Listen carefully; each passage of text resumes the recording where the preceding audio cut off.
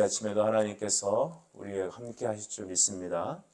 로마서 10장 5절로부터 13절까지 말씀 중심으로 마음으로 믿어 의에 이르다 라는 제목과 함께 하나님 말씀을 함께 상고하겠습니다. 성경은 계속해서 행위로 구원을 얻느냐 아니 믿음으로 구원을 얻는 것이냐라는 주제로 계속해서 우리의 신앙을 견고하게 붙잡으십니다. 우리의 행위에 우리 신앙의 근거가 있다면 우리는 구원받을 사람이 이 땅에 아무도 없을 겁니다. 우리가 예수님을 잘 붙잡고 가야 끝까지 붙잡고 있어야 천국에 들어간다면 인생에서 수많은 슬럼프와 여러분 넘치는 그 영적 침체 속에서 구원받을 사람이 아무도 없을 것입니다. 잘 가고 있다가도 열에 한번 자빠지면 지옥행이다 라고 한다면 우리는 매일매일 두려움 속에서 영적인 기쁨 없이 우리는 살아가야 되지 않겠습니까? 그러나 우리가 구원 얻는 은혜의 가장 중요한 것은 나의 행위가 아닌 하나님의 은혜로 구원을 얻는다라는 놀라운 은총론에 있습니다. 그래서 그 사실을 붙잡을 때마다 우리의 구원은 더 견고하고 우리의 구원은 실패 없고 내가 붙잡는 것이 아닌 하나님께 붙잡혀 가는 인생이기 때문입니다. 너 하나님께 이끌리어 늘 그를 바라보라. 어느 찬송가의 가사처럼 여러분 날마다 주를 주목하고 그의 은총을 구하는 우리 하루가 되길 간절히 바랍니다. 바울은 5절에 다음과 같이 얘기합니다. 모세가 기록하되 율법으로 말미암는 의를 행하는 사람은 그 의로 살리라 하였거니와 라고 말씀하십니다. 이 말씀은 무엇입니까? 모세가 말하되 율법을 의지하고 지키는 사람은 그것을 완전히 지켜야 구원을 받을 것이다 라고 얘기를 한 것입니다. 그러면 모세는 행위 구원적인 것을 말하고 있는 것이냐라고 우리가 반문할 수 있죠. 근데 이것은 그렇게 해석해서는 안 됩니다. 그래, 율법으로 구원을 얻는다면 우리는 모든 하나님의 말씀을 온전하게 지켜내는 자라야 구원을 받을 것이다 라는 얘기랑 같은 얘기일 것입니다. 모세가 이렇게 얘기한 것은 그럴 수 없기 때문에 우리에게 이 기준을 얘기하는 것이죠. 하나님은 사람을 처음 만드실 때 죄 있는 상태에서 만들지 않았습니다. 간혹 어떤 사람은 우리 안에 하나님께서 이 정욕이라는 것을 함께 만드셔서 우리가 죄를 지을 수밖에 없지 않았느냐라고 말하지만 실상은 그렇지 않습니다. 하나님은 완전하시고 그는 죄가 없으시고 그는 거룩하십니다. 그래서 우리가 그의 형상을 따라 지음받았다는 의미는 무엇이냐 하면 우리 안에 죄를 가지고 태어나지 않았다는 것입니다. 그 하나님은 우리에게 순종하면 영원한 생명을, 불순종했을 땐 영원한 심판을 주겠다고 우리에게 자유의지, 죄를 지을 수도 있고 짓지 않을 수도 있는 선택의 의지를 주셨다는 것이죠. 그래서 죄를 짓고 타락한 것은 인간의 잘못에 있지, 인간의 타락에 있지, 하나님이 우리에게 죄를 지을 수 있도록 한 어떤 창조적인 원인이 있지 않습니다. 그래서 죄의 원인은 사람에게 있고 우리를 구원하신 원인은 하나님께 있는 것입니다. 그래서 모세는 우리가 죄로 태어났기 때문에 누군도 그 하나님의 완전함을 이룰 수 없다는 것을 이렇게 반증적으로 설명한 것이죠. 그러므로 여러분, 우리가 이 모세의 말씀을 들을 때 그렇구나, 우리는 스스로의 인간이 하나님께 나아갈 수 없구나라는 영적 절망감에 이르게 됩니다. 로마서 3장이 이 부분을 아주 강하게 잘 설명하였죠. 의인은 없나니 하나도 없으며 하나님을 스스로 찾는 자는 아무도 없다라고 성경은 말하고 있습니다. 그러니 우리의 죄됨을 성령을 통해 발견하고 하나님, 내 마음은 타락하였습니다.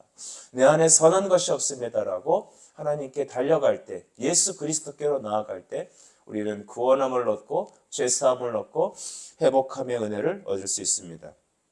바로 모세가 이것을 얘기하는 거죠. 그래서 6절과 7절 보면 누가 하나님을 하늘에서 누가 내 마음에 하늘로 올라가서 하겠느냐라고 했죠. 그것은 그리스도를 위해서 끌어내리는 것입니다. 우리의 행위 온전함으로 하나님을 찾아가겠다라고 하는 것들은 여러분 하나님을 끄집어내리는 것입니다. 율법주의가 그런 것이죠. 내가 내 온전한 의로 하나님께 나아가겠다라는 것. 그래서 우리의 행위로 하나님께 나아갈 수 있다라고 생각하는 그 자체가 여러분 정말로 하나님을 하늘에서 끌어내리는 것입니다. 오늘날 수많은 종교의 패턴은 무엇입니까? 내가 신께 나아가는 겁니다. 나의 노력으로, 나의 헌신으로, 나의 정결함으로 그러는 것이죠. 우리 중소의 수도주의자들이 많았죠.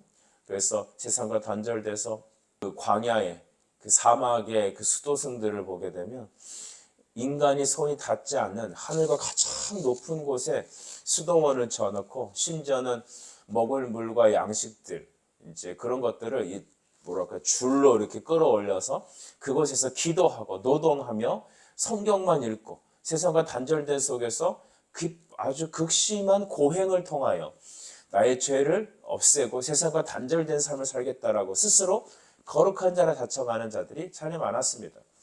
여러분 이것을 고행이라고 하죠. 그래서 마틴 루터도 자기 죄의 어떤 그 속성을 깨뜨리고자 해서 그냥 무릎으로 그냥 맨 계단을 올라가고 금식하고 채찍으로 쳐보고 했는데도 내 안에 있는 죄의 그 더러움을 이겨내지 못했다는 것입니다. 그래서 그가 로마서 1장 17절 말씀 의인은 믿음으로 살 것이다 라고 하는 그 말씀을 만나는 순간 그런 모든 죄의 욕심에서 죄의 정죄에서 벗어날 수 있다고 하지 않았습니까? 여러분 이것이 바로 예수 믿는 믿음으로 얻는 구원 얻는 신앙입니다. 하나님께서는 말씀에서 누가 하나님께 나아가서 하나님께 올라가겠느냐 그 얘기는 하늘에서 예수를 끌어올리는 것이죠. 7절에 보면 누가 무저갱에 내려가겠느냐라는 것은 바로 그리스도를 그것에서 모셔 올리는 것이다. 그러니까 하늘로 올라가도 무저갱에 내려가도 예수님을 발견할 수 없다라는 것입니다. 우리가 보면은 그 베드로 말씀에 보게 되면 베드로 사도는 무저갱에게도 그 지옥에 있는 영혼들에게도 복음이 전파됐다라고 하는 말씀들이 있지 않습니까? 그 얘기는 무엇입니까? 우리가 예수님께서 사망의 권세로 죽으셨을 때 지옥에 내려갔다가 이 지옥에 있는 사람들을 끄집어 올려왔느냐 그 얘기를 하는 건데요. 여러분 그럴 수 없으시죠. 예수님은 지옥에 내려가지 않습니다. 우리의 행위로 밑에 있는 사람들을 끄집어 올릴 수 없었습니다. 우리가 중세에 보게 되면 참 영적으로 무지한 시대를 살았습니다. 우리가 돌아가신 분들을 위해서 기도하고 선행을 베풀면 연옥에 있는 우리의 조상들 예수 믿지 않고 지옥에 떨어지기 전에 있는 그 연옥에 있는 사람들을 점점 천국으로 끌어올릴 수 있지 않겠느냐. 그래서 죽은 자를 위한 기도를 하는 사람들이 있었습니다. 오늘날도 그런 분들이 계십니까?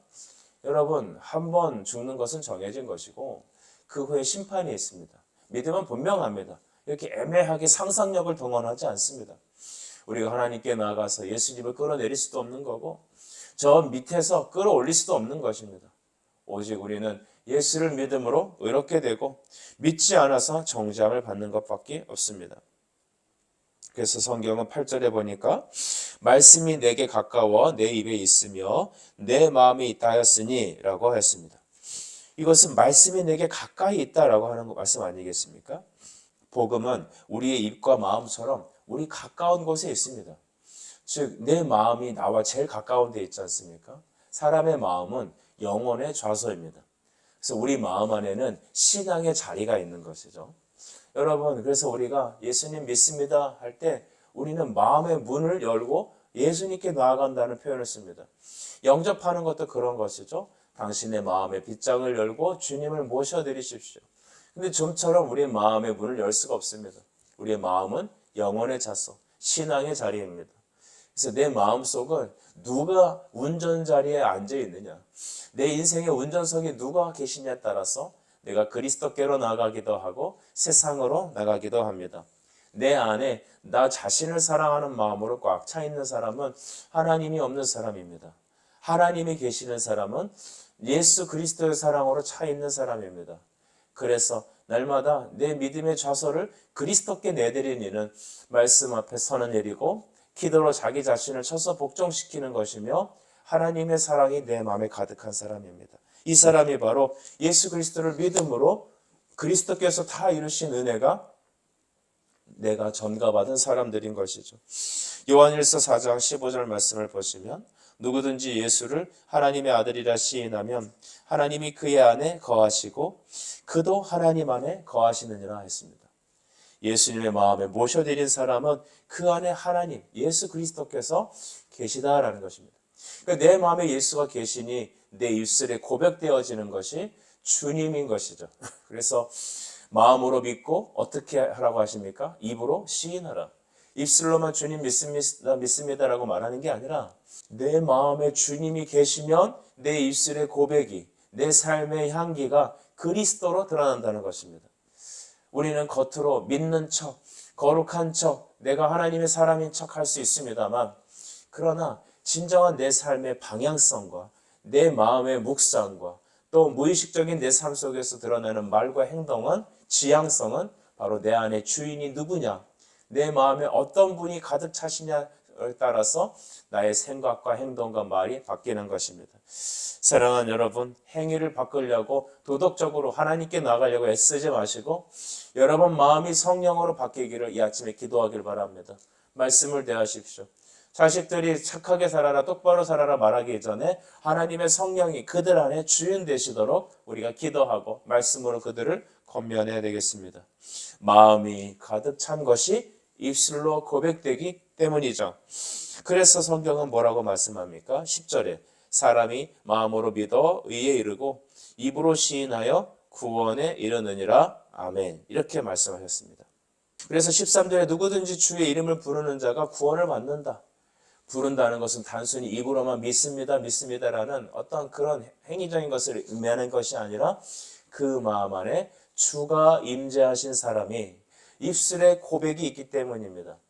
우리도 주일날 함께 예배하고 참여할 때 참 성도들의 두 가지 부류 나뉘는 것 같아요. 그냥 억지로 이 자리에 나와 계시는 사람도 있고 어떤 사람은 진짜 마음으로 믿어 고백하는 사람이 있습니다. 여러분, 그냥 우리가 행위적으로 나와서 종교생활 할 수 있습니다. 그냥 믿겠지라고 스스로 그냥 그렇게 최면을 걸어 스스로를 속이는 사람도 있습니다. 그러나 진정 예수가 그 마음에 들어오신 사람만이 내가 주를 믿나이다라고 찬미할 수 있고 고백할 수 있고 믿을 수 있는 겁니다. 여러분, 의에 이르는 것, 구원에 이르는 것은 아까 말한 것처럼 모세가 말한 것처럼 너가 모든 것을 다 지켜서 너가 교회를 잘 다녀서 네가 스스로 구원받는다는 의미가 아닙니다. 구원이 당신에게 있어야 입술에 고백이 있고 예배가 있고 찬미가 있다는 것 아니겠습니까? 오늘 이 아침에 여러분은 여러분 안에 진정한 주인이 누구신지를 점검합시다. 내 안에 가득 차 있는 분이 누구신지를 점검합시다. 만물보다 더 타락한 것이 사람의 마음인데 우리 안에 하나님의 보좌가 생기고 주님이 임재해 계시다면 우리의 삶의 지향점은, 우리의 바라보는 관점은, 우리가 삶의 모든 동력은, 내 안에 나오는 말의 행동과 고백의 모든 열매들은 그리스도인 것입니다. 사랑하는 여러분, 여러분은 그리스도의 열매를 맺습니까? 여러분의 말은, 여러분의 삶의 방향은, 여러분이 쳐다보는 그 지표는 과연 누구십니까? 어느 곳입니까? 마음으로 믿어 입으로 시인되오니 이 아침에도 주의 성령님 내 안에 임하셔서 입술의 고백과 마음의 묵상과 삶의 지표가 오직 예수 그리스도가 되기를 이 시간 간절히 축복합니다. 기도하겠습니다. 사랑의 주님, 마음으로 믿어 의에 이른다 하셨습니다. 아브라함이 믿어 의롭다함을 받았으니 우리에게도 주님 마음의 문을 열고 이 아침에 주의 성령님 우리 안에 충만케 임재하여 주옵소서. 낙심하는 자들에게 소망이 있게 하시고 바랄 수 없는 중에 바랄 수 있는 주를 바라보는 신앙, 오늘 우리와 자녀와 우리가 만나는 모든 사람들에게 이 놀라운 축복이 전해질 수 있도록 주여 함께하여 주시옵소서. 예수 그리스도 이름으로 기도드립니다. 아멘.